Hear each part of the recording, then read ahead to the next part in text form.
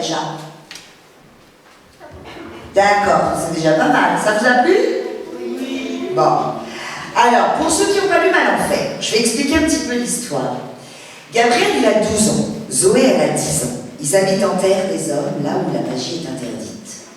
Le problème, c'est qu'en terre des hommes pousse une forêt maléfique. Une forêt qu'on appelle Malenfer.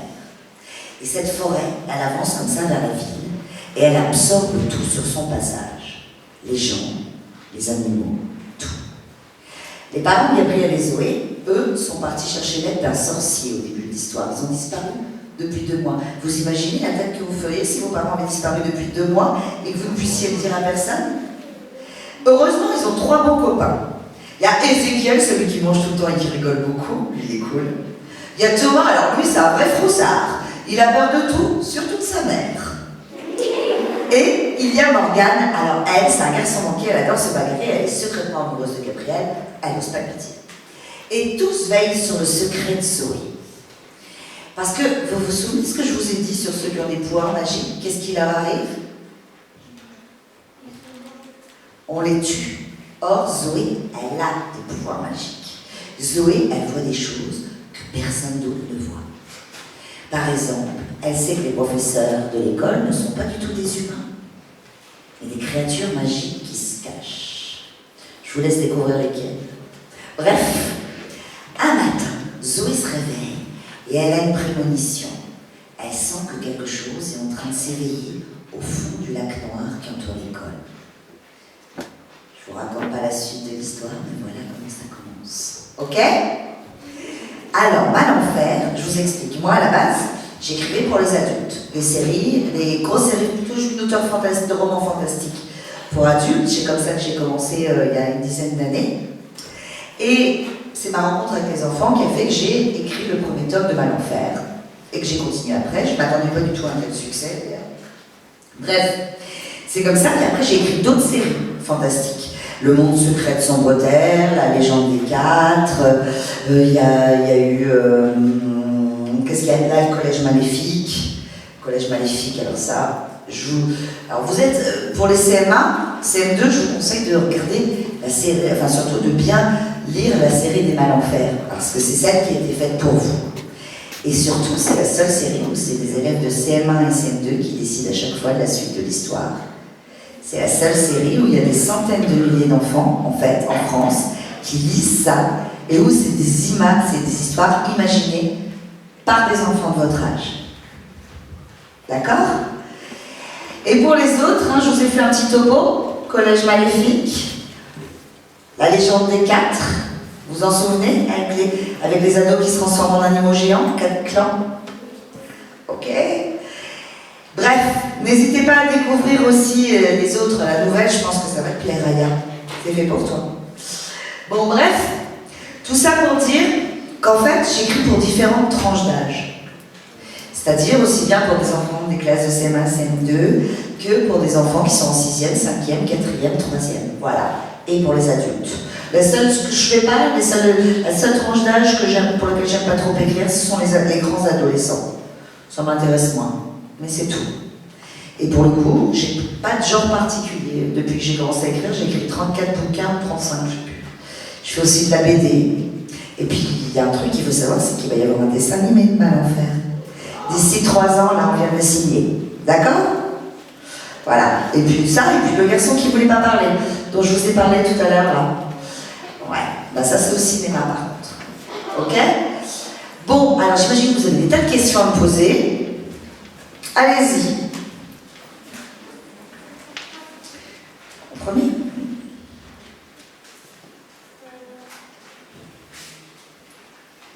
De quel livre êtes-vous la plus fière? Ouais, je dirais que j'ai adoré faire Malenfer à cause des enfants. Mais le livre que je préfère, que moi j'ai préféré écrire pour la jeunesse, c'est Le garçon qui ne voulait pas parler.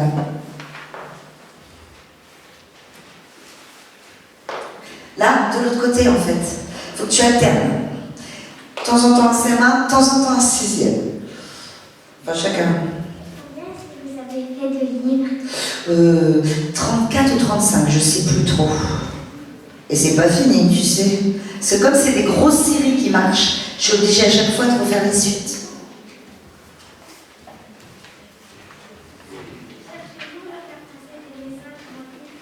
Oui, dans tout ce qui est jeunesse, avant tout la tolérance, l'acceptation de la différence. C'est un de mes grands thèmes récurrents, que ce soit dans le fantastique ou quel que soit le genre dans lequel j'écris.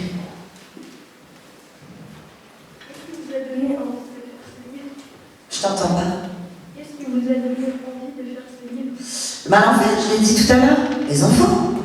C'est pas moi. Hein. Moi, tu sais, si les enfants, les classes m'avaient dit, je veux une histoire policière, ou s'ils m'avaient dit, ils m'avaient dit, je sais pas, je veux un roman qui parle d'une amitié, je veux un truc sur les animaux, je leur aurais écrit. C'est eux qui ont choisi le genre et ce qu'ils voulaient. Et comme il y avait 3 classes, je me suis dit, bon, allez, je vais leur faire plaisir.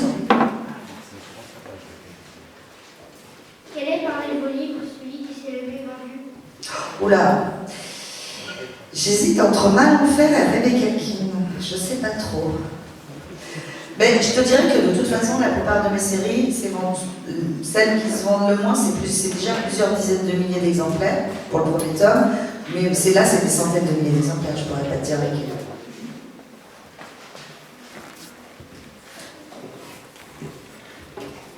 Micro. Où on peut trouver vos livres? Partout, librairie. En général, ils sont partout. Hein. Tu regardes Cultura, la Fnac, les librairies. Après, à part les toutes petites librairies qui n'ont peut-être pas toujours tous les titres, tu vois. Mais objectivement, généralement, ils ont au minimum un nombre de titres. Et s'ils n'ont pas, c'est qu'ils ne sont pas très doués. Alors.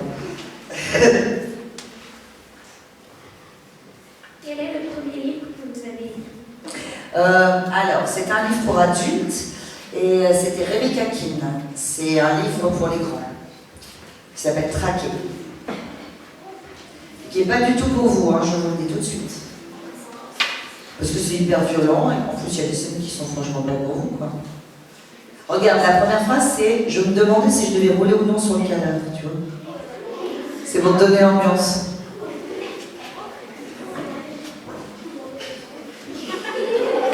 En plus, l'héroïne est une maman, ça va pas t'intéresser, une sociopathe. Non, ça va te plaire. Une tueuse, sans pitié, sans foi ni loi. Souvent, regardez, quand je vous ai parlé de la légende des cats tout à l'heure avec les adolescents qui se transforment en animaux, faut pas croire, mes personnages sont toujours très durs. Et dans Malenfer, Gabriel et Zoé par la suite, ils vont pas faire de cadeaux à leurs ennemis, hein. Et sans remords ni regrets, vous verrez, en progressant dans les tomes, ils sont pas des gentils, hein. Pourquoi les personnages vous avez appelés Zoé? Pourquoi je les ai appelés Zoé et Gabriel? Oui. Bah, en fait, Gabriel parce que c'est le prénom de mon petit dernier, et Zoé parce que c'est le prénom d'une de ses amies. Souvent, j'utilise les prénoms des enfants de ma famille. Par exemple, quand il y a un nouveau-né, là, j'ai une nouvelle, on a une petite Juliette. Et bah, devinez comment s'appellera l'héroïne de mon prochain roman? Voilà. Et bah, pour le Mon secret de Sobreterre, c'était mon neveu, Victor. Pour le collège maléfique, c'était Emma, qui est la fille d'une de mes meilleures amies. Et à chaque fois que j'ai envie de faire un cadeau aux enfants de mon entourage, je leur crée une série et des héros. Voilà. Combien de temps mettez-vous à écrire un livre? Ça dépend. La nouvelle, par exemple, j'ai écrit en 1 semaine. Malenfer en 15 jours. Puis je peux mettre 4 mois et demi pour faire un livre pour écrire un livre pour adulte. J'écris vite en général. Mais j'écris de la littérature de genre. Si j'écrivais un roman de littérature générale, je pense que je mettrais plus d'une année. Est-ce que vous avez besoin d'aide pour imaginer vos livres? Alors, déjà, les Malenfer, ce sont les enfants de votre âge, je vous l'ai dit. C'est ça qui est génial. Ce sont eux qui décident à chaque fois. Donc, c'est leurs idées. Après, c'est pas toujours facile de composer. Hein. Ça rend les choses beaucoup plus compliquées. Mais voilà. Après, pour le reste, l'imagination, j'en ai toujours eu. Hein. Alors là, ça, je vais te dire, elle est même débordante.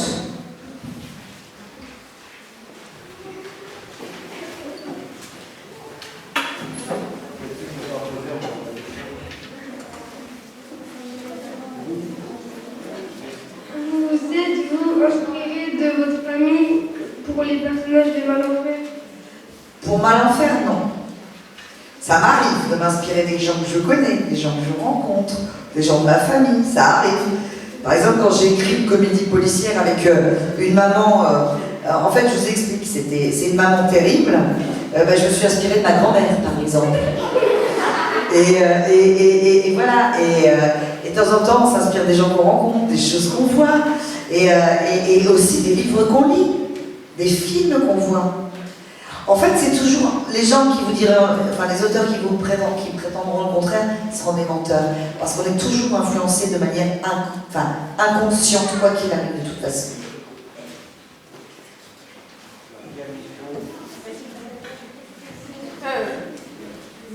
Comment faire pour créer un livre? Alors, je m'assieds derrière moi. Alors, première chose déjà, je décide du genre littéraire dans lequel je vais écrire. Est-ce que je vais écrire un roman policier? Est-ce que je vais écrire une histoire d'amour? Est-ce que je vais écrire une histoire d'horreur? Ça sera ma prochaine grande série. Est-ce que je vais écrire, je sais pas moi, un roman historique? Qu'est-ce que je vais écrire? Première chose. Deuxièmement, je regarde pour qui et quelle tranche d'âge, parce que j'adapte mon écriture, parce qu'à 2 ans près, vous n'avez rien à voir. C'est-à-dire à 2 ans près, vos centres d'intérêt n'ont rien à voir. Vous évoluez très très vite. Donc j'adapte mon écriture, par exemple, dans le premier tome de Malenfer, ce qui fait que les CM1 peuvent le lire assez facilement, par exemple, c'est qu'il y a des chapitres de 4 pages et qu'il n'y a pas d'implicite. Ça veut dire qu'en fin de compte, vous n'avez pas de difficulté de lecture du tout pour ce livre-là. Et c'est fait exprès. Et après, par la suite, je réintroduis les difficultés de lecture, mais vous en apercevez pas, parce qu'une fois que vous aimez l'histoire, de toute façon, vous plongez dedans. Bref, en résumé, j'adapte mon écriture à chaque tranche d'âge. Par exemple, pour la légende des 4, alors, c'est très bizarre parfois, parce que la légende des 4, par exemple, elle a effectivement eu le prix de la PEP, le prix des jeunes lecteurs. Mais elle a eu aussi le prix de Brive, mais pour les 12-14, par exemple. Ce qui fait que, en fait, c'est un peu difficile parfois de vraiment déterminer, mais je dirais que c'est pas fait du tout pour les CM1, sauf si ce sont déjà des grands lecteurs et qui lisent déjà des gros livres. Mais c'est fait pour les 6e, par exemple. Voilà, parce que vos centres d'intérêt ne sont pas les mêmes, et puis aussi parce que ça dépote, et que c'est trash, d'accord? Donc voilà, ça dépend. Et j'adapte donc mon écriture, mon niveau, par exemple. Mon premier livre, quand j'ai écrit du fantastique, je ne l'ai pas du tout écrit d'une manière naturelle. C'est pas mon écriture naturelle. Mon écriture naturelle, à moi, elle est extrêmement, comment dire, très littéraire. Sauf que le genre, la fantaisie urbaine dans lequel j'ai décidé d'écrire, eh bien, c'est pas du tout cette façon d'écrire là. Donc j'ai adopté la manière d'écrire dont on écrivait les romans de ce genre. Dans les anglo-saxons, par exemple, écrivaient des romans de ce genre. Oui.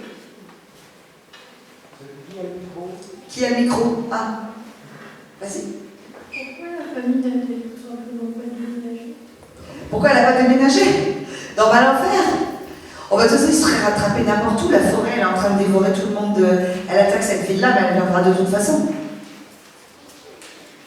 Le problème, c'est de s'en débarrasser, surtout, tu vois. Ça vous rapporte beaucoup d'écrire des livres? Ah, bah moi je fais partie des auteurs privilégiés. Je fais partie des auteurs qui en vivent très bien, oui. Mais c'est une toute petite minorité. Hein. Être auteur n'est pas un métier, que ce soit clair. Beaucoup d'auteurs, d'ailleurs d'écrivains, ont d'autres métiers. Parce que vivre de simplement en France, c'est très compliqué. Et qu'il y a peut-être même pas 0,001% des auteurs qui en vivent bien. Vous imaginez? Donc il faut savoir, c'est une passion. C'est pas un métier. C'est quelque chose qu'on fait en général en plus à notre métier. Pas toujours, mais souvent. À quel âge avez-vous commencé à écrire? Tard, j'avais 41 ans. Parce que là j'en ai 51 quand même, hein. Oh. Ok?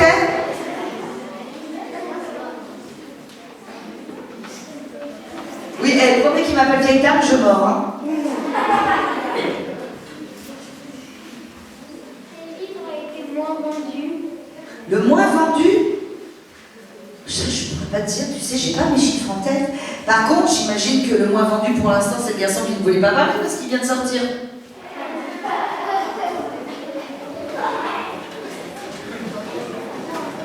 Pourquoi la forêt de Malenfer s'appelle qui Malenfer? Mal, enfer, j'ai trouvé que c'était cool. En même temps, vous allez découvrir ce qu'il y a à l'intérieur de cette forêt dans le tome 2. Parce que là, vous allez rentrer dans la forêt et vous allez vraiment découvrir de quoi elle est faite.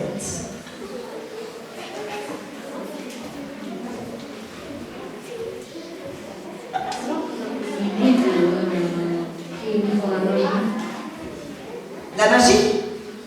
Comment j'ai eu l'idée de quoi? Ah, la forêt magique? Ah ben moi, ils m'ont dit, c'est les enfants, ils m'ont dit on veut une forêt qui mange les gens, j'ai fait ok. Ah mais moi, les classes de CM1, CM2 m'ont dit ça, moi j'ai fait ok.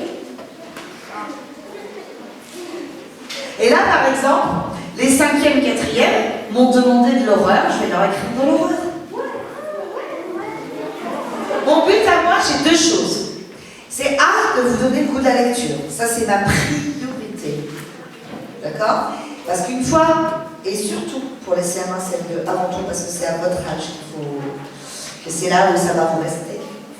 Mais il y a toujours une petite baisse vers les 4e, 3e, surtout les garçons. Mais pour le coup, c'est de vous donner le goût de la lecture. C'est pour ça que souvent, vous savez, le roman fantastique, c'est la suite du conte. Hein. C'est pas plus compliqué que ça.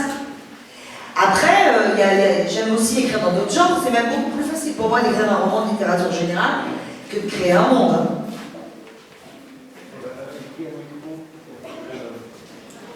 Est-ce que c'est dur d'écrire un livre? Je sais pas, moi j'ai toujours bien aimé raconter des histoires, sauf que quand j'avais votre âge, j'écrivais des histoires avec des meurtriers, des cadavres et des gens découpés en morceaux.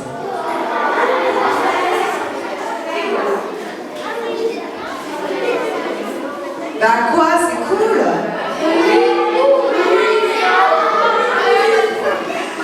Vous rigolez, mais je vous signale que la prochaine histoire, c'est pareil. J'ai écrit un conte. Oh, est-ce que vous voudriez que je vous le lise? Il est assez court parce que c'est un album. Vous aimez les albums? Vous regardez encore les albums ou pas? Ouais? Attendez, je regarde ça, je vous dis. Normalement, je l'ai là.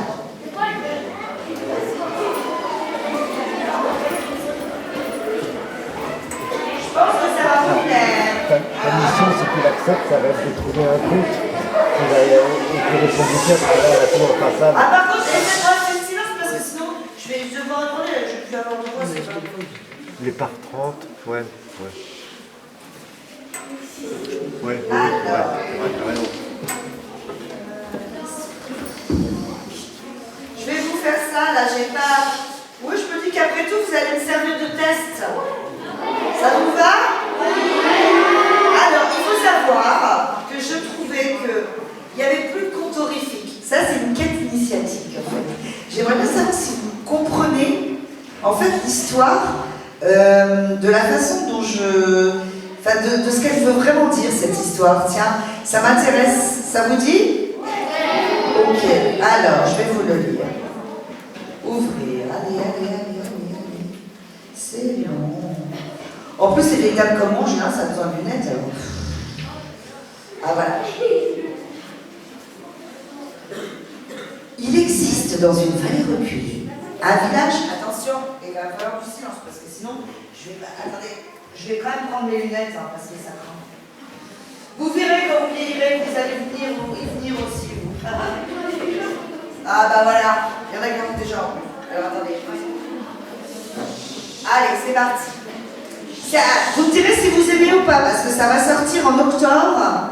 C'est un roman écrit un peu à la Burton, vous savez, comme les noces funèbres ou les franges de Mr. Jack. Alors, il existe dans une vallée reculée un village appelé Salem, dont les habitants sont toutes de puissantes et terrifiantes sorcières. On les appelle les souris de Salem. Elles adorent concocter d'horribles potions. Certaines font tomber les cheveux et les dents. D'autres changent les personnes qui en boivent en gouttes de pluie ou en oiseaux. La plupart des gens qui vivent dans les environs ont tellement peur de ces sorcières qu'ils s'évanouissent d'effroi ou se sauvent en courant dès qu'ils les aperçoivent. Aujourd'hui, c'est Sarah, la grande fête de la lune de sang.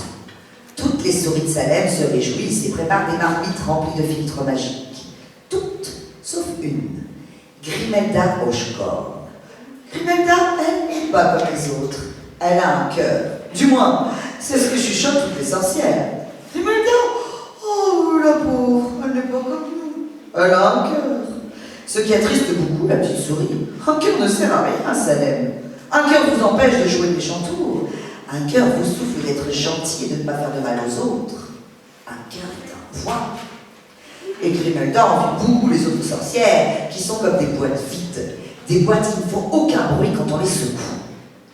Et ce soir de festivité, alors que tout le monde semble rire et s'amuser, elle se sent plus seule et plus malheureuse que jamais. Que dois-je faire pour me débarrasser de ce cœur si encombrant? Comment puis-je devenir moi aussi une méchante sorcière, soupire-t-elle, les yeux rivés vers la lune? Mais bien évidemment, la lune n'a pas de bouche pour lui répondre. Alors elle s'arrondit pour la réconforter. Merci, jolie lune, mais ne t'en fais pas. Je vais trouver une solution, lui souffle Grimelda. Rassemblant tout son courage, elle jette un dernier coup d'œil aux sorcières qui se trémoussent sur une musique infernale autour des marmites, puis quitte le village sans se faire remarquer. Les bois qui encerclent Salem ne sont pas des bois ordinaires. Mais Grimelda n'a pas peur, parce que, même dotées d'un cœur, les sorcières n'ont peur de rien.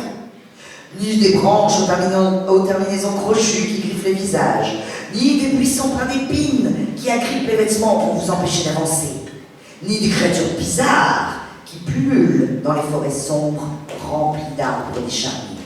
De rien, on a dit. Que viens-tu faire en ces bois, petite? Grimelda lève la tête. Un monstre étrange vient d'apparaître. Mais elle approche de lui, nullement effrayée. Mon cœur est trop lourd, je veux m'en débarrasser. Peux-tu m'aider, s'il te plaît? Répond-elle. Le monstre ricane. Je ne connais rien au cœur de gens. Je suis le roi des cauchemars, le roi des frissons et de la terreur. Grimelda grimace déçue. Mais alors tant pis. Puis, tandis qu'elle s'apprête à poursuivre son chemin, il lui fait les gros yeux et approche son terrifiant visage du sien. Tu n'as pas l'air de comprendre. Je suis le roi des cauchemars. Je peux faire apparaître une araignée géante, un serpent ou un grand méchant loup. Fuis, cours aussi vite que tu le peux, murmure le vent dans les arbres. Fuis maintenant avant qu'il ne soit trop tard, chuchote la chouette. Mais Grimelda se contente de hausser les épaules et de répondre avec un sourire navré. Je regrette, je n'ai pas le temps de m'amuser avec toi. Mais tu peux m'accompagner si tu veux. Le roi des cauchemars regarde Grimelda avec curiosité, puis intrigué, il décide de la suivre. Tous deux marchent alors un long moment à travers la forêt et décident de faire halte près d'une rivière. Une rivière si noire qu'elle ne reflète même pas l'éclat de la lune de sang. Une rivière faite de ténèbres si profondes qu'elle vous aspire l'âme.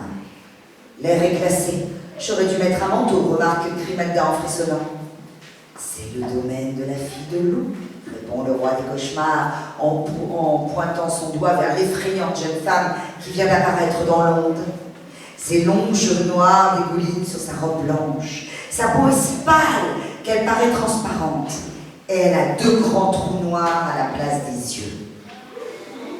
La plupart des gens auraient hurlé de frayeur devant l'apparition, mais Grimelda n'est pas n'importe qui. C'est une sorcière de Salem. Et comme chacun sait, les sorcières de Salem ont d'excellentes manières et restent toujours polies. Bonsoir, je m'appelle Grimelda. Prends garde, petite sorcière, ne lui souris pas ou elle te suivra toute ta vie, avertit le roi des cauchemars en se tournant vers Grimelda. Cette dernière fronce ses sourcils. Elle n'a nullement envie d'être suivie par un fantôme trempé des pieds à la tête toute sa vie. Et elle a suffisamment de problèmes comme ça. Elle prend donc un air sévère en demandant « Bonjour, madame, mon cœur est trop lourd. Je voudrais m'en débarrasser. Pouvez-vous m'aider, s'il vous plaît ?» Je suis un fantôme. Je ne connais pas grand-chose au cœur des vivants. Mais je sais pousser des hurlements si stridents qui font s'enfuir les gens. Des hurlements si terribles que ceux qui les entendent peuvent devenir fous. Grimelda est affreusement désappointée. Pousser des hurlements, c'est bien. C'est même un très intéressant, mais malheureusement, les hurlements ne l'aideront pas à se débarrasser de son cœur. Bon, eh bien alors tant pis, soupire-t-elle. La jeune fille de l'eau se penche vers elle en glapissant. Tu n'as pas l'air de comprendre. Je suis un fantôme. Je peux hanter toutes les rivières et noyer ceux qui s'y baignent. Cours et sauve-toi, conseille soudain les lucioles. Cours et sauve-toi loin d'ici, grincent les chauves-souris en tournoyant autour d'elle. Mais Grimelda secoue la tête. Je regrette. Je n'ai pas le temps de m'amuser avec toi, mais tu peux m'accompagner si tu veux. La jeune fille de l'eau regarde Grimelda étonnée, puis poussée par la curiosité, elle décide de la suivre. Ah, est-ce que ça vous intéresserait d'entendre la suite ou pas du tout? Non.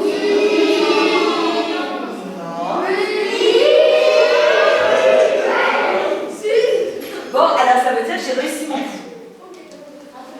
Voilà, la question c'est une quête initiatique en fait. Qu'est-ce que ça veut dire que ce cœur, en fait, en réalité? Par exemple. Qu'est-ce que vous en pensez, cette drôle de petite souris qui veut se débarrasser de son cœur? Bon, alors je vous lis la suite et on va voir. Grimelda, le roi des cauchemars et la jeune fille de l'eau, marchent encore un long moment, lorsqu'ils voient soudain une lumière jaillir dans le ciel nocturne et éclairer les environs. Qu'est-ce donc demande Grimelda en se tournant vers ses compagnons. Tous deux se sont figés et tendent l'oreille comme s'ils cherchaient à détecter une présence invisible. Nous sommes dans le domaine de l'homme arbre, répond la jeune fille de l'eau. Un homme arbre? Grimelda tourne donc la tête de chaque côté, devant, derrière, de droite à gauche, puis remarque soudain une forme étrange, éclairée par un rayon de lune. C'est quoi que j'entends? La créature ressemble à un buisson. Son corps est recouvert de feuilles argentées. Il a un grand trou à la place de la bouche, un trou si profond qu'on a l'impression, en le fixant, de sombrer dans l'abîme. Et le reste de son visage est recouvert d'un masque blanc, un masque sans expression. En voyant ça, n'importe qui aurait pris ses jambes à son cou, mais Grimelda est une sorcière de Salem. Et nul ignore que les sorcières de Salem sont terriblement curieuses et qu'elles raffolent de magie et de mystères à éclaircir. Que venez-vous faire en ces lieux? Demande l'homme arbre. Grimelda s'apprête à avancer vers ce dernier, mais le roi des cauchemars et la jeune fille de l'eau secouent la tête comme pour la décourager d'avancer. Prends garde de ne pas toucher ces feuilles. Si tu fais tomber l'une d'elles sur le sol, l'homme arbre ne te laissera plus jamais partir et tu resteras ici pour toujours, l'avertit le roi des cauchemars. Grimelda recule prudemment d'un pas. Elle n'a aucune envie de rester prisonnière de la forêt ou de rester avec un buisson qui ne pleure jamais, un buisson qui ne sourit pas. Bonjour, mon cœur est trop lourd, je voudrais m'en débarrasser, pouvez-vous m'aider s'il vous plaît? Demande Grimelda. Je suis un homme arbre, répond celui-ci, je ne connais pas grand-chose au cœur des gens, mais je peux faire disparaître les promeneurs égarés et les transformer en arbustes, en fleurs ou en champignons. Grimelda est affreusement dépitée. Faire disparaître les gens ne manque pas d'originalité, ça doit même être assez distrayant. Mais ce genre de sortilège ne l'aidera certainement pas à se débarrasser de son cœur. Ah bon, eh bien alors tant pis, soupire-t-elle. Les feuilles de l'homme arbre frémissent soudain comme si elles étaient parcourues par la brise. Puis il remarque vexé: tu n'as pas l'air de comprendre. Je peux changer les gens en plantes, en jeunes pousses ou même en brindilles et te garder prisonnière de cette forêt pour toujours. Pars vite, fait la brume en l'enveloppant. Pars et ne reviens pas, l'apprit le renard roux. Mais Grimelda ne m'a cure. Je regrette, je n'ai pas le temps de m'amuser avec toi, mais tu peux m'accompagner si tu veux. Décontenancé, l'homme arbre fait basculer sa tête, son masque, de droite à gauche, comme un métronome pendant quelques instants. Puis il décide à son tour de la suivre. Grimelda et ses compagnons se sont rapidement remis en route, mais plus le temps passe, plus le ciel s'éclaircit et troque son vêtement de nuit contre les chatoyants amis de l'aube, plus Grimelda désespère. Que faire, songe-t-elle tristement. Je ne peux tout de même pas retourner à la maison sans avoir trouvé le moyen de me libérer de ce terrible fardeau. Et quand Grimelda, le roi des cauchemars, la fille de l'eau et l'homme arbre atteignent enfin, épuisés, la lisière de la forêt, la lune de sang et l'aube ont laissé depuis longtemps place à un soleil radieux. Un soleil qui brille si fort qu'il éblouit tout. Un soleil sous lequel rien ne semble pousser. La terre de ce champ est dure et desséchée, songe-t-elle en apercevant une pauvre vieille femme qui, le dos courbé et les bras tremblants, tente de bêcher le sol pour y planter quelques graines. La plupart des sorcières de Salem l'auraient ignorée ou lui auraient jeté un mauvais sort, mais Grimelda est une sorcière de Salem qui a un cœur, et les gens qui ont un cœur ne font pas ce genre de choses. Elle avance donc vers la vieille femme et lui dit: bonjour, mon cœur est trop lourd, je voudrais m'en débarrasser. Pouvez-vous m'aider, s'il vous plaît? La vieille femme écoute les paroles de Grimelda, pose sa bêche et déclare: oh, je n'ai jamais entendu de monde plus étrange. Voyons, petite, tout ne peut être démantibulé, démonté, puis rassemblé ensuite. Nul ne peut vivre sans cœur. Grimelda hausse les épaules. La vieille femme se trompe, c'est évident. Décidée à lui prouver son erreur, Grimelda s'approche du roi des cauchemars et colle son oreille sur son torse poilu. Et là, à son grand étonnement, elle entend plusieurs battements. Des battements qui résonnent comme des éboulements de roche. Les battements d'un cœur de pierre. Troublée, Grimelda se penche ensuite vers la jeune fille de l'eau, tend l'oreille vers sa poitrine et entend une suite de battements qui gémissent. Des battements saccadés comme des sanglots. Les battements d'un cœur brisé.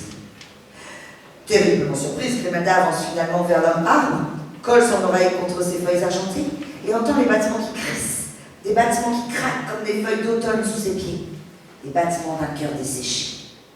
Comment est-ce possible, souffle Grimelda à la vieille femme? Cette dernière a alors un petit rire puis répond: sorcière, humain, monstre, nous avons tous un cœur. Certains décident de l'écouter et d'autres non. Grimelda réfléchit un bon moment à ce que vient de dire la vieille femme. Si tout le monde a un cœur, alors elle n'est pas différente des autres sorcières de Salem. Elle n'est même pas différente du roi des cauchemars, de la fille de l'eau et de l'homme arbre. Oh, bien sûr, plus le cœur est grand, plus il a une grosse voix, plus il est difficile de faire la sourde oreille, ajoute la vieille femme. Grimelda a des visages songeuse. Les propos de la vieille femme ne sont pas dénués de bon sens, ils lui paraissent même très sages. Tout le monde a un cœur et certains en ont un si grand qu'ils semblent l'entendre mieux. Voilà l'explication. Grimelda n'a donc aucune raison de s'en faire. Avoir une bonne ouïe et des oreilles qui savent écouter n'est pas un défaut, c'est même une qualité. Sentant un poids brusquement quitter ses épaules, Grimelda ne put s'empêcher de sourire. Et pour remercier la vieille femme, elle lui tend un flacon qu'elle a conservé dans sa poche. Prends cette potion magique et disperse-la dans ce champ, et tu verras bientôt pousser de magnifiques épis de blé, dit Grimelda. Touchée par ce cadeau inattendu, la vieille femme lui sourit chaleureusement, puis glisse la potion dans son panier et s'en va. Grimelda la suit quelques secondes des yeux, ouvre son ombrelle, puis s'éloigne en sifflotant gaiement vers la forêt, sous les regards étonnés du roi des cauchemars, de la fille de l'eau et de l'homme arbre. Car pour la première fois de sa vie, Grimelda, la sorcière de Salem, est heureuse. Son cœur ne lui pèse plus. Elle marche d'un cœur léger, si léger qu'elle le sent à peine, si léger qu'il lui donne l'impression qu'elle peut s'envoler, si léger que sans ses petits battements, on pourrait le croire à jamais disparu. Voilà, et ça c'est un album pour les petits. Est-ce que ça vous a plu?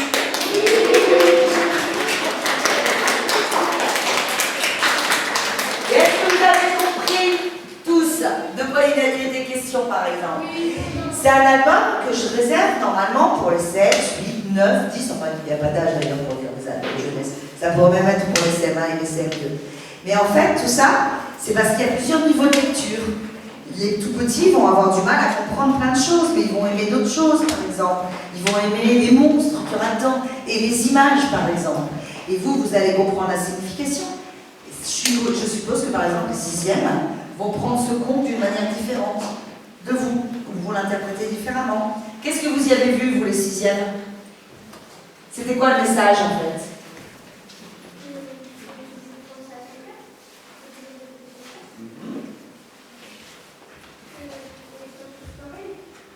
Que les... Bon, ça c'est sûr, on n'est pas tous pareils. Mais on a tous un cœur. Et vous les petits, qu'est-ce qui vous a plu?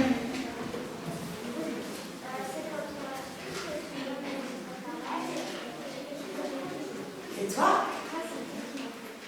Qui t'a plu? Bah, ça tombe bien parce que c'est fait pour vous. Voilà. Donc en gros, vous voyez, c'est complètement différent de Malenfer. J'écris pas de la même façon.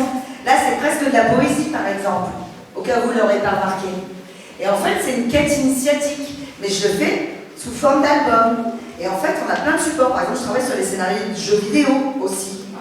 Bah oui, qu'est-ce que vous croyez? Je fais de la BD aussi. Et je travaille même sur des séries télé. C'est pour ça que quand j'en parle d'écriture, il y a plein de supports, de genres, de choses différentes. Par exemple, moi j'adore les mangas aussi, tu vois. Il y a plein de choses que j'aime. Parce que ça vous étonne toujours. Je suis désolée, moi je suis fan de l'Attaque des Titans, j'adore. Assassination Classroom, la Bonne Heure, je les aime tous, hein. Moi j'aime tout support, tout genre littéraire, à condition que ce soit bon. Alors, des questions, allez-y, fusez. Oui? Est-ce que vous voulez faire des mangas? Bah, je suis pas assez bonne dessinatrice et franchement, ça vaut pas le coup si tu sais pas bien dessiner.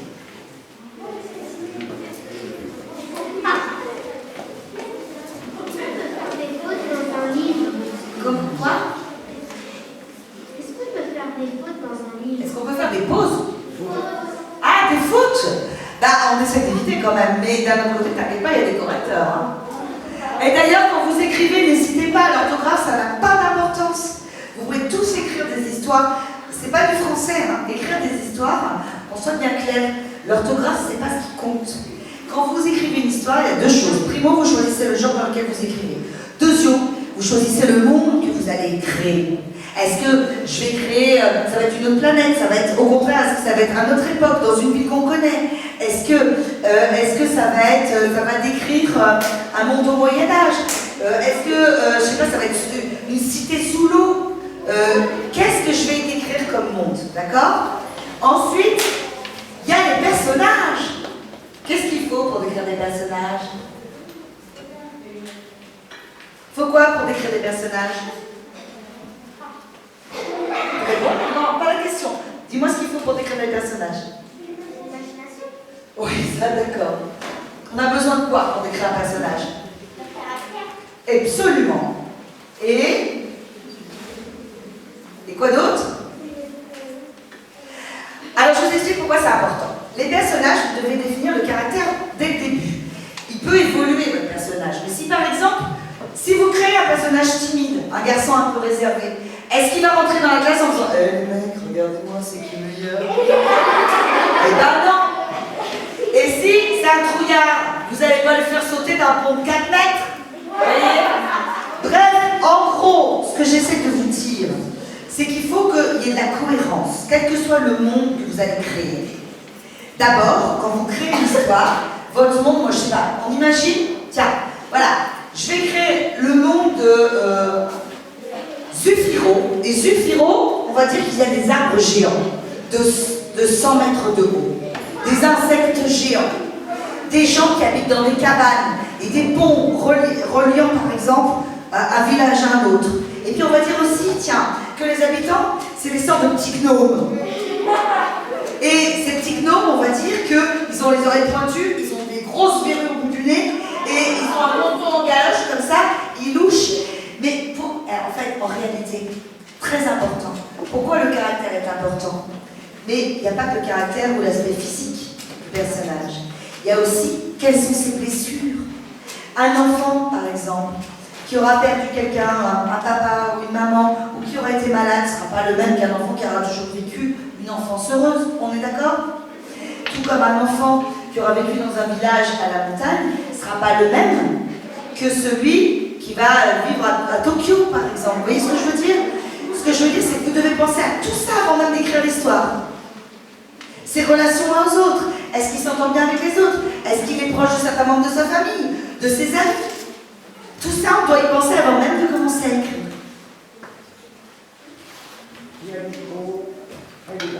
On y va. Aimez-vous rencontrer vos lecteurs? Êtes-vous content de la théorie primaire? Moi, j'aime toujours rencontrer mes lecteurs. Je les rencontre beaucoup, mais j'essaye de limiter au grand salon en général et à des interventions scolaires, mais j'essaye, je peux pas tout prendre. Mais ça ici, c'est parce que je connaissais déjà bien Delphine. Pourquoi avoir choisi une souris plutôt qu'un autre élément maléfique? Pourquoi? Pourquoi avoir choisi une souris plutôt qu'un autre élément maléfique? Je l'ai dit tout à l'heure 10 millions de fois, c'est pas moi qui ai décidé. Ce sont les nains. C'est les CM1, CM2. J'arrête pas de vous le dire. En fait, ça vient des CM1, CM2. Ils m'ont demandé, je vous explique, ils m'ont demandé un garçon, une fille, frères et sœurs, qui ont des pouvoirs magiques. Ils m'ont demandé une forêt qui mange les gens, des professeurs monstres et un dragon. Et j'ai écrit l'histoire de Malenfer. D'accord? Et je vais vous dire, ils m'ont pas facilité la vie. Hein, parce qu'au début, ils voulaient que les parents soient morts. C'est moi qui ai dû me battre. Je sais pas pourquoi. Vous avez un truc, à chaque fois que vous me demandez une histoire, et c'est assez courant, vous voulez toujours que les parents soient morts. Mais enfin, c'est quoi votre idée? Vous avez un problème, tout ça?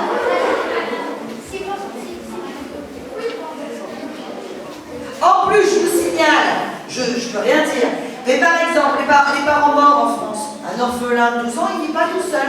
Non, non, non. Vous voyez, il faut que votre histoire elle soit crédible. C'est la seule chose qu'on nous demande en tant qu'auteur, c'est la suspension d'incrédulité. Qu'est-ce que ça pourrait être, la suspension d'incrédulité? Ça veut dire qu'on doit y croire à votre histoire. Si en plein milieu d'Harry Potter, je vous fais débarquer E.T. et les extraterrestres, ça sera nul. Personne ne croira plus et on lira plus le bouquin. Il faut qu'il paraisse crédible, même quand vous créez des mondes. C'est pour ça que quand vous me dites par exemple, quand vous disiez, moi je voudrais que mon personnage ait plein de pouvoirs et tout. Mais plein de pouvoirs au début, c'est quoi l'intérêt? Bon, il va gouverner le monde, hein, ça va être passionnant. Vous voyez, aucun intérêt. C'est comme me dire, ah bah il vit tout seul avec sa grande sœur, ou avec sa petite sœur plutôt, et ils ont 7 et 8 ans. Oui, bah là, ils sont mal barrés. Hein, et ça, quel que soit le pays, ok? Donc, que les choses soient claires, il faut des histoires crédibles. D'accord? Et en plus, regardez, c'est un truc par exemple. Eren dans l'attaque des Titans, vous avez remarqué la manière dont il a évolué. Ce qui est intéressant, c'est de faire évoluer vos personnages. C'est pour ça qu'on crée des séries. Les séries permettent de nous laisser le temps de faire évoluer extraordinairement bien les personnages.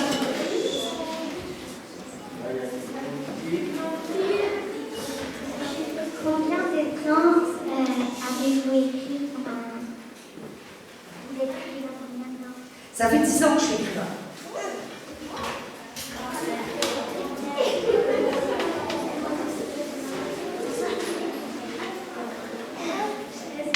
Certains de vos livres racontent des histoires réelles. Est-ce que certains de mes livres des histoires réelles? Ah, alors, il faut savoir que par exemple, quand j'ai écrit la nouvelle, celui-là,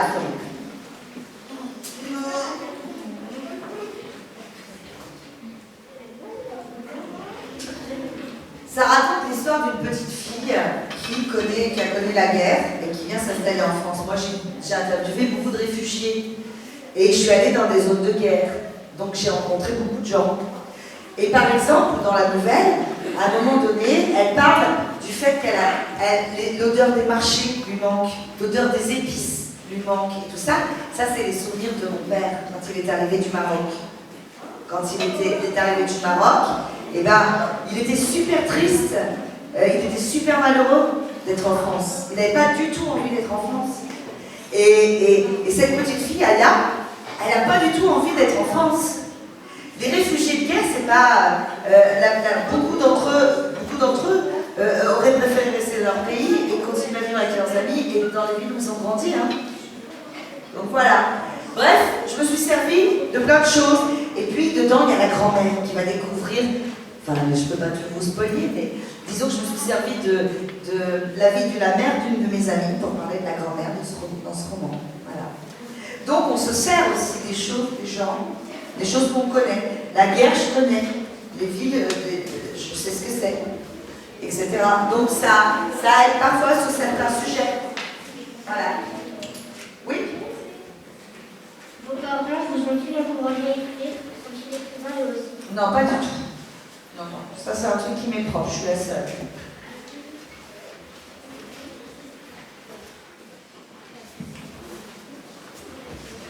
Quel est le premier livre que vous avez écrit? Je l'ai dit tout à l'heure. C'est une question qui m'a déjà été posée. Rebecca King, traquée.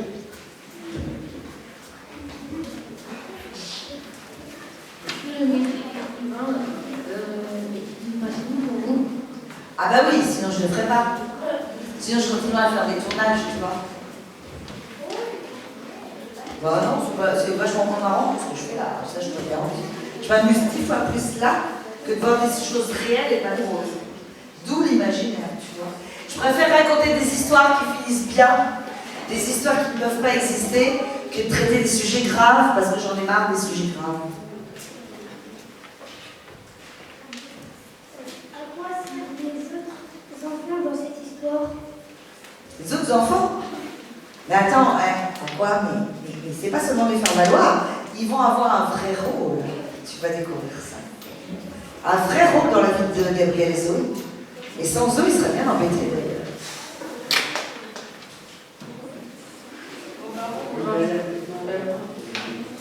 Aimez-vous rencontrer vos lecteurs? Ah bah ça oui, sinon je ne le ferais pas. Tu vois, j'essaye au maximum en tout cas de les rencontrer. Après, je ne peux pas toujours parce que j'ai énormément de sorties de livres par an, dans des genres différents, des choses différentes. Mais dès que je peux, j'aime bien, ouais. Bien sûr. Qu'est-ce que Zoé, dans ma langue, a su qu'elle avait des pouvoirs? Je comprends rien. Vas-y, enlève ton masque de secondes. Baisse-le. Quand est-ce que Zoé, dans ma langue, quand est-ce qu'elle a su qu'elle avait des pouvoirs? Ça, je ne vais pas te spoiler, il va falloir que tu lises le roman, je crois. Et j'espère que ça vous a donné envie de le lire ou pas? Oui. Oui. Alors allez-y, hein, parce qu'en plus, vous êtes bien placés là. Hein. Et les sixièmes vont pouvoir s'éclater en plus, parce que vous allez voir, ça monte comme ça. Premier tome, deuxième tome, troisième tome. Je pense que vous devriez la voir aussi au CDI, la suite. En vrai, ouais, hein. Ça.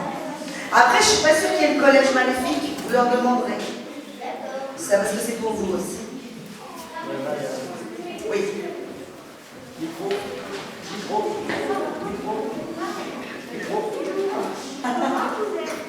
vous avez fait pour avoir l'inspiration d'écrire des livres?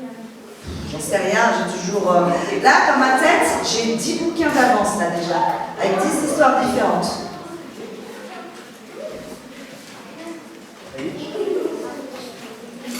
Jusqu'à quel âge vous avez écrit vos livres? À quel âge j'ai commencé? Mais je l'ai dit tout à l'heure, à 41 ans. Il y a 10 ans, donc j'ai 51 ans. Est-ce que vous avez déjà recopié des mangas pour créer un livre? Est-ce que j'ai déjà quoi? Ah bah non, je ne vais pas recopier les œuvres des autres, ça s'appelle du plagiat, c'est très vilain.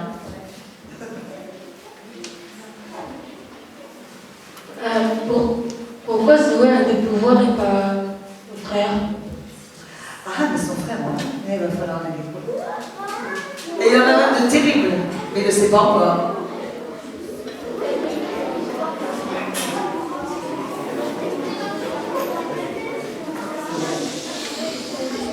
Est-ce que vous avez dédicacé beaucoup de livres?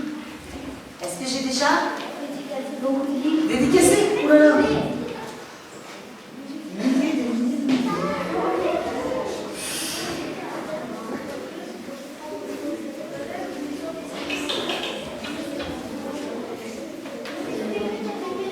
Quelle qualité faut-il pour être écrivain? La patience. Il faut prendre le temps. C'est comme vous, si vous écrivez vos histoires, vous êtes tous capables d'écrire et de dessiner. Hein. Regardez comment c'est construit, regardez les choses, comment font les autres. Essayez de faire, d'imiter au départ. Et un petit conseil, tout le monde peut écrire, et vous aussi. Et soyez un peu patient. Quand vous commencez une histoire, souvent, j'ai remarqué, que ce soit les plus jeunes de primaire ou après au collège, et là, vous voulez tout mettre tout de suite. C'est-à-dire tout de suite, on sait tout de suite. Et vous mettez des placards. Non! Commencez par mettre vos personnages dans l'action, par exemple. Directement, vous les plongez dans l'action. Ça peut même commencer par un dialogue. Et petit à petit, on peut découvrir, au fur et à mesure des chapitres, des choses sur eux. Prenez votre temps quand vous écrivez. Essayez pas d'arriver tout de suite à la fin. Ça marche? Vous savez parler? Eh bien, vous savez écrire. Écrire, c'est pas l'école. Écrire, c'est un moyen d'expression comme un autre. Pas plus compliqué. Appropriez-vous-le. Avez-vous un autre métier que celui d'écrivain? Non. Pas plus maintenant. Et je t'avoue que je suis bien contente. Je m'amuse beaucoup plus là. Pourquoi les héros sont-ils des enfants? Pourquoi? Pourquoi les héros sont-ils des enfants? Mais moi, j'aime parce que dans la jeunesse, c'est pas très intéressant de prendre des héros qui soient pas. Moi, en fait, la plupart du temps, vous n'avez pas remarqué, mais la plupart de mes séries, que ce soit La Légende des Quatre ou Le Collège Maléfique ou les autres, il y a toujours garçons et filles. Pour que vous puissiez vous identifier déjà. Et deuxièmement, parce que j'écris pas de livres pour les filles ou pour les garçons, je trouve ça ridicule. Ça cantonne et ça range les gens dans les cases et j'ai horreur de ça. Et surtout, ça vous formate, et ça j'aime encore moins.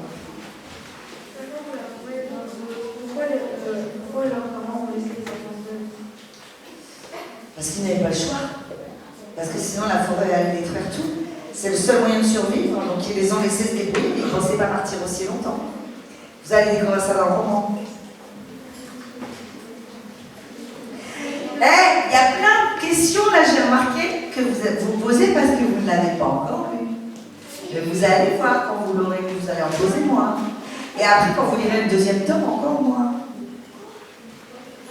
Ce métier d'auteur, c'est une passion? Oui, c'est une passion, le métier d'auteur. Sinon, on ne le fait pas. Mais vous savez, c'est génial, hein. C'est un métier cool parce que, en fait, en réalité, c'est comme si vous aviez des marionnettes. Vos personnages, ce sont des marionnettes. Et vous imaginez et vous faites ce que vous voulez. Vous êtes libre. Vous connaissez beaucoup de métiers où on est libre comme ça? Non. Il y en a très peu. Allez-y. Cherchez-vous à faire des messages dans vos livres? Oui, il y a souvent. Alors, j'avoue que autant mes livres adultes, c'est de la détente pure et simple, c'est pour égayer les gens après une dure journée de labeur. Autant les livres pour enfants, il y a toujours des messages sur la tolérance, l'acceptation d'autrui et l'acceptation des différences, quel que soit le genre dans lequel je vis. Avez-vous déjà pensé à écrire des chansons? Écoute, non, pas spécifiquement, mais pourquoi pas, ça ne me dérangerait pas.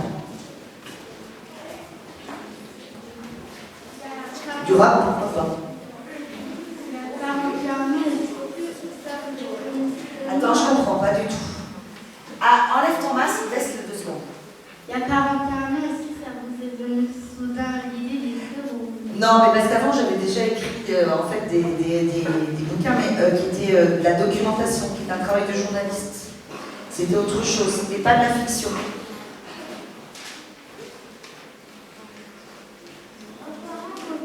Vos parents vous ont-ils encouragé à écrire? Non, jamais, pas spécifiquement. Mais vous savez, moi, à la base, ma formation, parce qu'il n'y a pas de formation pour devenir écrivain. Ça n'existe pas, les écoles, pour devenir écrivain, en fait. Et moi, à l'époque, j'ai fait droit, parce que je voulais devenir juge. Je me suis arrêtée juste à la magistrature. Et après, je suis partie sur autre chose. J'ai fait du journalisme, j'ai fait d'autres choses. Mais pour le coup, il n'y a pas vraiment d'école pour ça. Il y a juste un truc, c'est qu'il y a une chose qu'on a souvent tous en commun, les auteurs, c'est qu'on est tous des gros lecteurs. Des très grands lecteurs. Je sais pas qui a le micro. Ah. Comptez-vous mettre tous vos livres au cinéma? Bah écoute, c'est pas moi qui décide ça. Ce sont les producteurs. Et les chaînes et aussi les diffuseurs. Donc, je ne peux pas te dire. Après, ce serait bien, moi ça m'arrangerait, c'est cool. Hein. Moi je suis très contente si tu veux te faire un dessin animé sur Mal-Enfer, je suis très contente. Alors qu'ils viennent juste de sortir que le garçon qui ne voulait pas parler intéresse les gens, tu vois, ça c'est cool. Quand vous étiez petite, vous avez déjà ce métier en tête? Non, pas du tout. Je ne pensais pas devenir écrivain du tout. Du tout. D'abord, primo, quand j'avais votre âge, je voulais être pilote de chasse. Je vois pas le rapport. Et ouais, sauf qu'à mon époque, c'était pas ouvert aux femmes. On avait le droit de piloter en fait des transporteurs, mais on n'avait pas le droit aux avions de chasse. C'était pas juste. Maintenant, c'est autorisé. Et ça fait pas si longtemps que ça.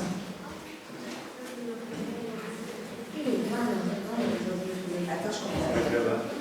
Est-ce qu'il y a déjà un enfant qui s'est posé la question de créer son propre livre? Bien sûr. Tu sais, je vais te dire, moi mon fils il a déjà créé un livre où il a été publié. Eragon, qui est une énorme série avec un dragon, etc., qui est connue partout dans le monde, qui est une série pour un peu plus grand que vous. Et bien cette série-là, elle a été créée par un garçon de 16 ans. C'est un garçon de 16 ans qui a fait ce succès mondial. Alors ne vous limitez pas l'âge. Arthur Rimbaud, qui était un de nos plus grands poètes, il a écrit ses plus beaux poèmes, il avait 14, 15, 16 ans. D'accord? Oui. Quel est votre livre préféré que vous avez écrit? Quel est le livre préféré que j'ai écrit? Je crois que ça doit être Le garçon qui ne voulait pas parler. En jeunesse, c'est Le garçon qui ne voulait pas parler. Qu'est-ce qui vous a lancé à faire autrice? Ah, qu'est-ce qui m'a... Bah, je te dis, j'avais peur de m'ennuyer chez moi. Tu sais, en fait, je me suis prise une année pour m'occuper de mes enfants parce qu'il y en avait un qui rentrait au CP et l'autre il rentrait en 6e, tu vois.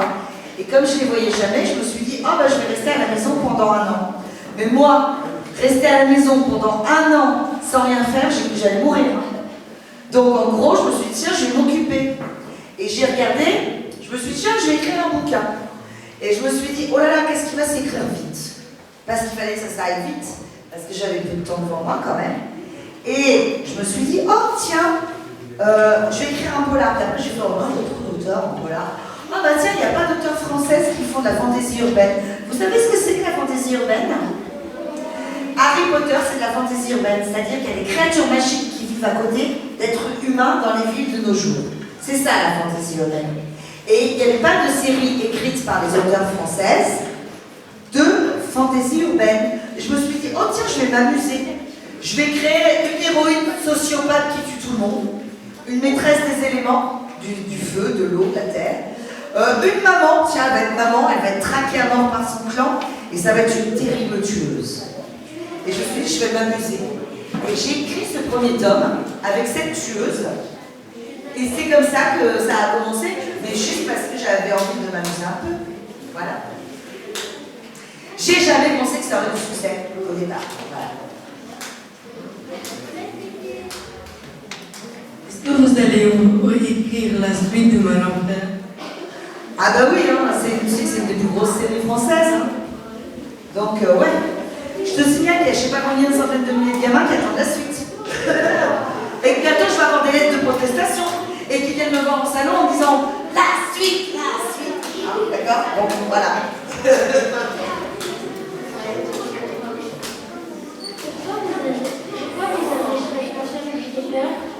Pourquoi j'ai choisi quelque chose qui fait peur? Oh, bah parce que sinon c'est pas drôle, mais alors c'est même pas moi qui choisis quelque chose qui fait peur, ce sont les enfants.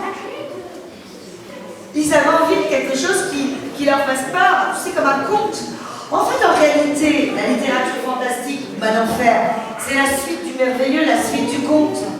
Les contes font peur, faut pas croire. Comment vous avez eu l'idée de faire une histoire qui fait peur? Mais c'est pas, j'ai répondu 10 fois à cette question sur Malenfer. C'est qui a eu l'idée dans Malenfer? J'ai dit 10 fois. Qui a eu l'idée dans Malenfer? Les enfants.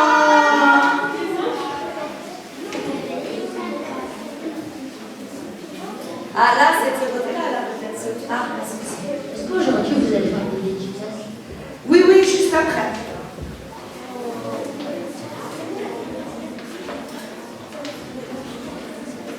Votre plus grand livre, c'est lequel? Votre plus grand livre? Mon plus grand, tu veux dire le plus long? Celui le plus épais? Je sais pas, ça doit être un des tomes de la série avec Alki, je pense peut-être le 5. Mais globalement, je fais pas très attention à la longueur des livres que j'écris. Par exemple, tu vois, la nouvelle, il y a juste, par exemple, pour la nouvelle, et les garçons ne voulaient pas parler, où là, j'ai fait attention à la longueur pour que le texte puisse être étudié en classe. Parce qu'ils sont relativement courts. Cherchez-vous à faire passer des messages comme ça? Oui, toujours la tolérance, l'acceptation de l'autre, la réflexion. Et le courage, aussi le courage. Le courage aussi de soutenir ceux qui sont différents.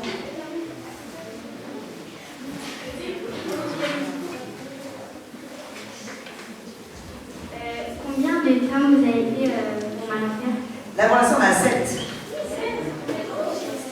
Mais attention, pour Malenfer, que les choses soient claires, c'est d'abord une trilogie. Le 1, 2, 3, c'est une seule et même histoire en Terre des Hommes. Après, ils vont quitter les Terres des Hommes. Et ce sera les Terres de Magie, mais c'est un autre cycle. Ok?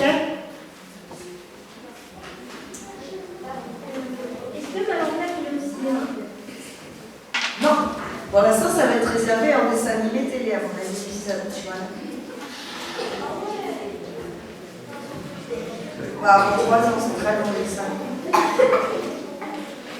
Encore plus pour les prochaines. Est-ce que vous avez un Guinness record?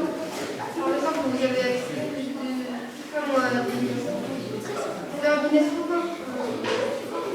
Non. Mais en fait, Guinness record, il n'y a pas de record chez les écrivains. Ça n'existe pas en fait. On n'est pas des sportifs et on n'est pas ceux qui mangent le plus de tartes, quoi. Vous voyez? En fait, les écrivains, ils n'ont pas de Guinness record. Ah, ceux qui écrivent le plus de livres. Ah oui, mais alors attention, il y a ceux qui écrivent le plus de livres et qui ne se vendent pas et qui ne se disent pas. Et dans ces cas-là, ce sont des journaux intimes, mon chéri. C'est le cas de la plupart de...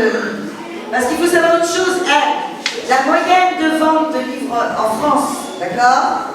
Et écoutez-moi, c'est important. Ça va vous donner une...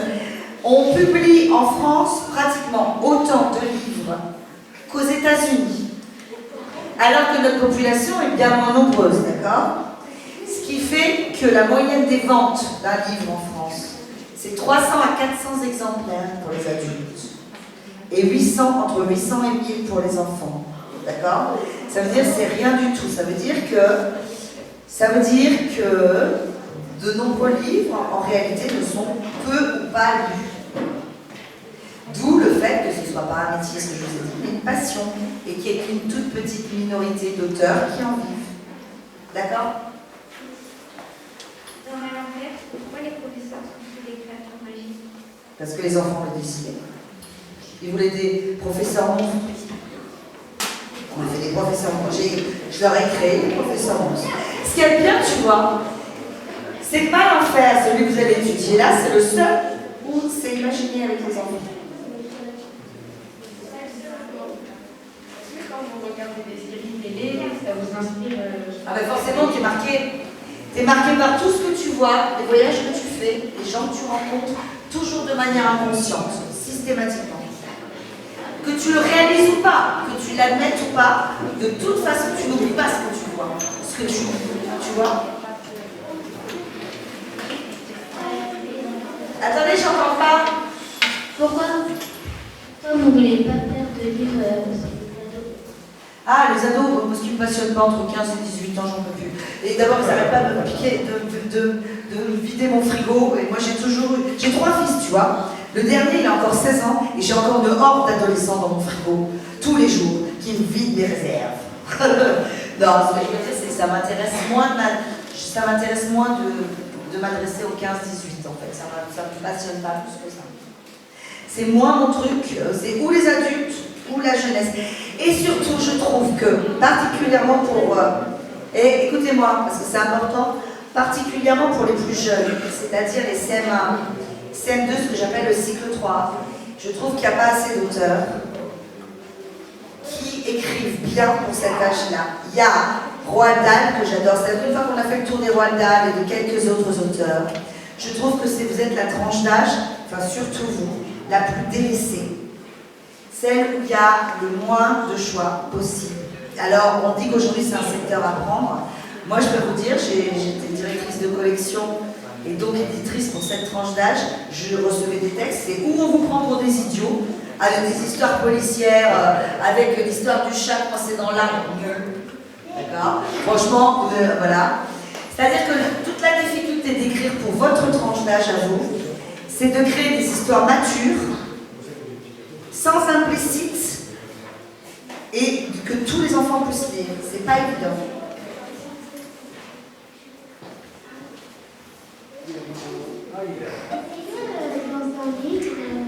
Quoi? Est-ce que dans un livre, vous mettez des limites pour les pages? Est-ce que je peux écrire des... Est-ce que dans un livre, vous mettez des limites pour les pages? Des limites pour les pages? Bah, tu sais, on a des trucs standards. Non, le nombre, je pense qu'elle peut parler en fait du nombre de pages dans un livre. Ah, le nombre de pages? Ben, en fait, je ne me mets pas de limite. Enfin, pour les enfants, je sais qu'il ne faut pas que ce soit trop gros, ça vous fait peur en général. Si je sors des gros livres comme ça, je pense que les enfants de CM1, CM2, il y en a plus d'un qui va reculer. Mon but à moi, c'est pas d'écrire pour les très bons lecteurs, c'est-à-dire les 3 qu'il y a dans la classe, donc en général par classe. Mon but à moi, c'est de faire lire ceux qui ne veulent pas forcément lire ou qui lisent des mangas ou qui lisent encore de l'album et de vous faire et de créer des romans de transition.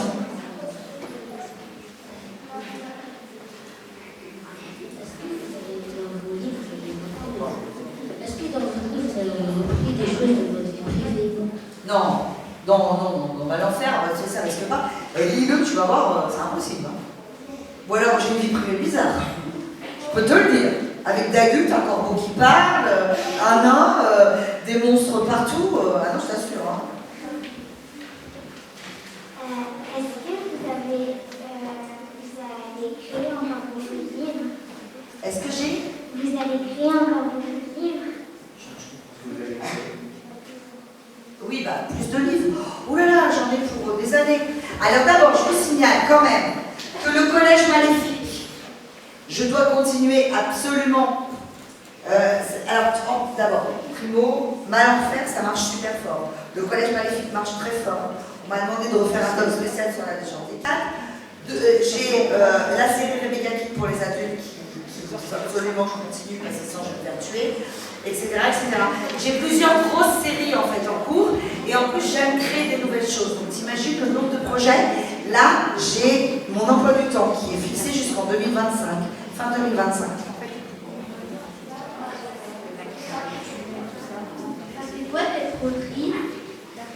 Bah, ça fait qu'on est tranquille chez soi. Moi, je suis une solitaire. C'est un métier de solitaire, tu sais. Et en gros, moi, j'aime bien être tranquille, tu vois, et qu'on m'embête pas trop. Bah, c'est des semaines quand j'écris sans parler trop.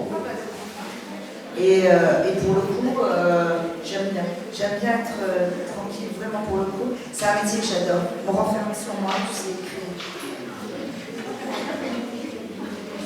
Ça se termine quand les dédicaces? Je comprends pas. Ça se termine quand les dédicaces? Enlève ton masque. Non, enlève-le. Ça se termine quand les dédicaces? Les dédicaces, elles se terminent à 5h30, je crois. 5h30, ouais. Il y en a là-bas à acheter. Aux dédicaces, quand il y a des dédicaces, je crois qu'ils ont pris des bouquins. Excusez, tout à l'heure vous avez parlé que vous avez travaillé pour des séries télévisées. Est-ce que vous avez le droit de nous dire pour quel temps? En fait, il y a des séries sur lesquelles on va nous appeler pour ponctuel, où on a ce qu'on appelle les travaux d'équipe, de brainstorming, etc. Avec là, on travaille en groupe. Moi, je ne suis pas une fan des groupes, donc en général, je lâche le premier jet, le premier truc, après, je laisse se débrouiller. J'ai énormément de mal à travailler en groupe, en équipe. Je le faisais quand je faisais du reportage, parce que j'étais avec un GRI ou avec un ingé son à l'époque, etc. Là, aujourd'hui, j'ai vraiment du mal à travailler à plusieurs. J'ai besoin d'être chez moi, j'ai besoin d'être tranquille, j'ai besoin d'être un peu... Donc pour moi, c'est un peu plus compliqué. Vous allez faire quand la suite de Mal en Fer? Bah, elle va sortir en juin.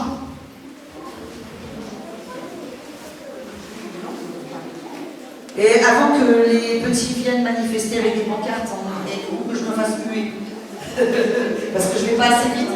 Parce que ça aussi, hein, je vous signale que quand on écrit des séries, il ne faut pas croire, hein, il n'y a pas que les enfants qui vous pourchassent pour avoir la suite des histoires. Il y a les adultes aussi. Et croyez-moi, ils ne sont pas plus sages que vous. Hein. Est-ce que vous allez faire des séries télévisées pour enfants?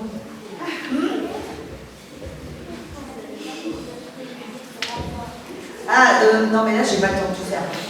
Là déjà t'imagines, je vais travailler sur la série Mal en Fer, je dois finir le scénario d'une BD, j'ai 2 romans en cours. T'imagines? Plus un autre scénario de jeu vidéo sur lequel je travaille. Avec une équipe là aussi, c'est pas responsable. Et vous arrivez à écrire plusieurs livres en même temps? Ouais. Je dois, ouais, mais par contre la voix est difficile. Après, quand c'est plus facile quand il y a un vrai changement, c'est-à-dire quand je travaille et sur un adulte et sur un enfant, ça va. Si si je travaille trop à 2 ans près, je dois changer l'écriture, modifier. Donc là, c'est plus compliqué. Parce que, en plus, leur centre d'intérêt, regarde, entre le CM1 et le 6e, il y a un monde.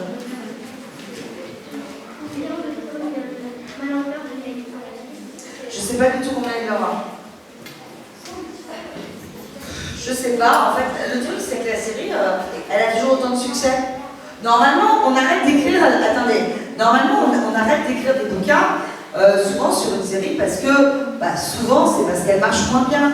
Donc on arrête. Sauf que là, on n'a pas de test d'activité, donc je peux pas vous dire quand j'arrête. C'est quand que votre jeu vidéo il va sortir? Ah bah ça, j'en sais rien du tout. Alors là, c'est un des grands trucs qui me... Moi, nous, on travaille sur le scénar, d'accord? Après, t'as un temps de folie, hein. C'est comme pour le dessin animé. Regardez, le truc pour le cinéma, pour le garçon qui ne voulait pas parler, on m'a parlé pour le stop motion de 4 à 5 ans. Un jeu vidéo, c'est super long aussi. Donc, je sais pas du tout. En fait, on travaille sur des projets à long terme. Quand vous travaillez sur un roman, comme par exemple mon roman, quand j'en ai fini un, en général, l'éditeur, il saute dessus, parce que je suis toujours en retard en plus. Et c'est publié dans les 3 mois, 4 mois qui suivent, sauf l'album, parce que là, il faut s'y prendre à l'avance. Mais pour un roman, c'est à peu près comme ça. Donc que là, sur des projets comme ça, c'est des projets à très long terme. Tu vois?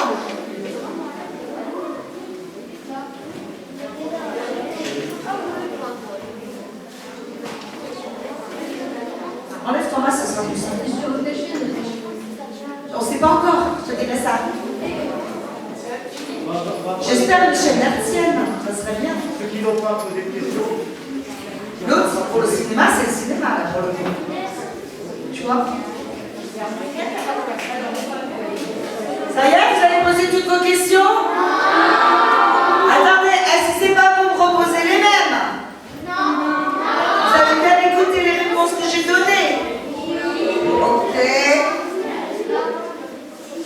Alors, dites-moi, est-ce que... Oui. Est-ce que vous pensez gagner le concours scolaire? Écoute, je sais pas, tu sais, je suis pas là pour ça en fait. En réalité, les prix, tout ça, ça m'intéresse pas du tout. Ce qui m'intéresse, c'est les rencontres. Là, je suis venue parce que je connaissais Delphine, tu vois, et que je connaissais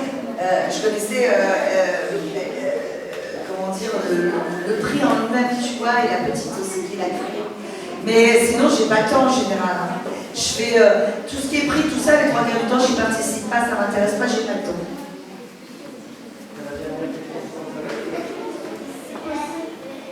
C'est possible qu'un livre, ça peut se faire auteur? Absolument. C'est pas ma spécialité. Mais j'ai un truc avec une copine, donc je vais peut-être l'aider sur un truc. Mais sinon, je suis pas... j'ai du mal à travailler en équipe, je l'ai dit tout à l'heure. J'ai vraiment du mal à... Enfin, je peux travailler sur les temps courts, mais tu sais, tu choisis pas l'écriture pour rien. C'est le métier le plus solitaire. C'est un métier où tu es seul, face à toi-même, pendant des semaines. Tu vois? Une dernière question pour l'éditeur. Comment vous avez eu l'idée d'écrire le titre Mal en fer? Mal, enfer, ça m'a semblé cool. C'est fini? Allez, qui n'a jamais posé de question?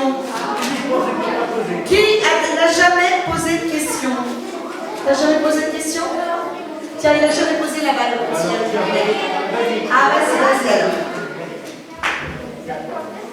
Quand est-ce que vous pensez arrêter d'écrire des livres?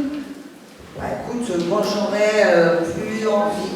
Je sais pas, je pourrais pas te dire quand j'aurais plus envie. Vas-y. 5 questions. Ah, qui ça? Oh bah alors! C'est bon? Est-ce que Mal en fer, ça serait répandu partout dans le monde? Elle était alors, Mal en fer, étonnamment, c'est ma plus grosse série en France.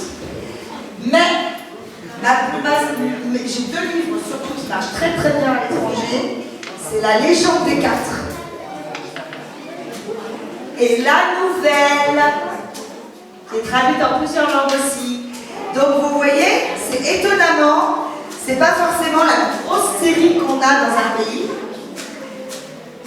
Après, bon, je vous avouerai que La Légende des 4 est en train de rattraper mal l'enfer, mais ce que je veux dire, c'est que, en gros, c'est pas forcément le succès du pays. Et, par exemple, dans les autres pays, il peut y avoir des goûts différents, des centres d'intérêt différents.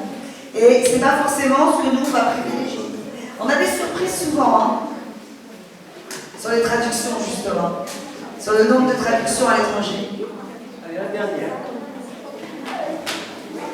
Est-ce que quand vous avez parlé de série, vous avez passé à la télé? Non. Ah non? Tu sais, nous, on met les gens derrière nous. On met les auteurs, c'est ceux que tu vois jamais. Tu vois? À part ceux, voilà. On a des émissions littéraires pour les auteurs qui font des livres, qui écrivent des livres souvent pour les adultes. Pour les enfants, en général, tout le monde se moque de savoir qui a écrit les livres. Regardez, quand vous parlez d'une série, vous n'avez pas... Le nombre de fois vous aimez des séries de manga, vous ne connaissez pas les auteurs, ou des séries de romans dont vous ne connaissez pas les auteurs. Généralement, vous connaissez les titres des séries, mais pas les noms des écrivains, on est d'accord? Bon, et bien ça, s'il y a une chose qu'on apprend quand on est écrivain jeunesse, c'est justement à ne pas avoir d'ego. Ça veut dire que personne ne se prend pour les stars.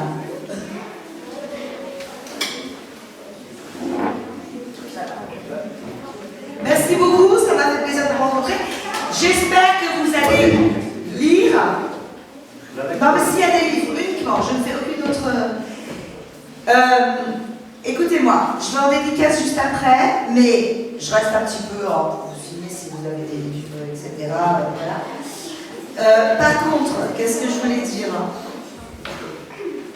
J'espère que ça vous aura donné envie de lire les livres et de découvrir. D'accord? C'est un peu pour ça que je prends une journée sur mon travail, c'est pour essayer de vous faire découvrir vraiment. Ok? Et bye tout le monde en tout cas.